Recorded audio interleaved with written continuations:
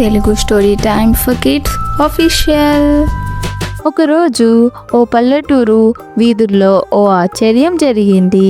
ఒక గంగిరెద్దు మాట్లాడింది. నిజంగా మాట్లాడిందా? అయితే ఈ కథ పూర్తిగా వినాల్సిందే. అనగనగా ఒకప్పుడు పచ్చని పొలాలతో పల్లె పాటలతో పరవళ్ళు తొక్కే చిన్న పల్లెటూరు ఉండేది.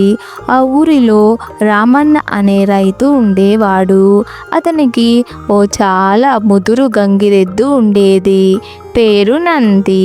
నంది చాలా వృద్ధం, నిదానంగా నడిచేది.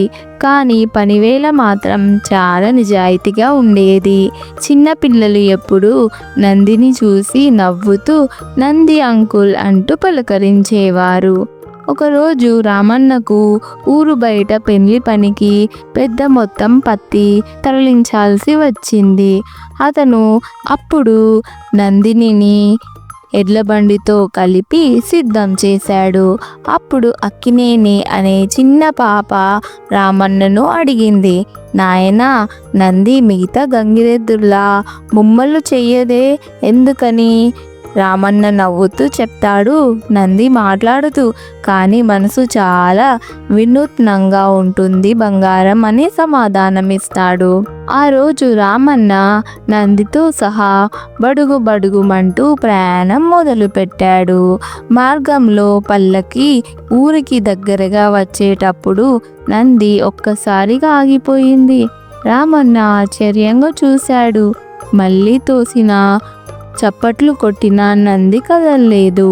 అప్పుడు ఎవరూ లేని మార్గంలో నంది నోటి మాట వినిపించింది, రామన్న, నాకు ఇది సరైన మార్గం కాదు. ఈ దారిలో ఒక పెద్ద లోతు ఉంది, తిరిగి వెళ్ళండి అని వినిపించింది.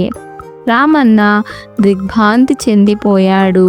నంది మాట్లాడిందా? ఆయన నందిని నమ్మి దారి మళ్లించాడు. 2 కిలోమీటర్లు తిప్పి వేరే దారి పక్కగా వెళ్ళాడు. అక్కడ జనాలు చెప్పారు, సత్యమే, మీరు వేసిన దారిలో భూమిలో గుంతలు పడ్డాయి. నిన్న రాత్రే వర్షం వల్ల లోతెక్కువ అయింది అని చెప్పారు. రామన్న ఆశ్చర్యంతో ఆనందంతో నందిని ఒడిసి పట్టుకున్నాడు.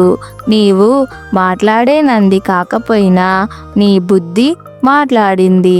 అప్పటి నుంచి ఊరంతా నందిని మరింత ప్రేమతో చూశారు. పిల్లలిప్పుడు ఇలా అంటున్నారు, నంది అంకుల్ తెలివైనవాడు, మాట్లాడకపోయినా చెప్పినట్లే చెప్పేస్తాడు అని పిల్లలు అన్నారు. తెలివిగా ఆలోచించే జీవులు మాటల కంటే ఎక్కువగా మనల్ని రక్షించగలవు. మనం ప్రకృతిని, జంతువులను గౌరవిస్తే అవి కూడా మనకు మేలు చేస్తాయి.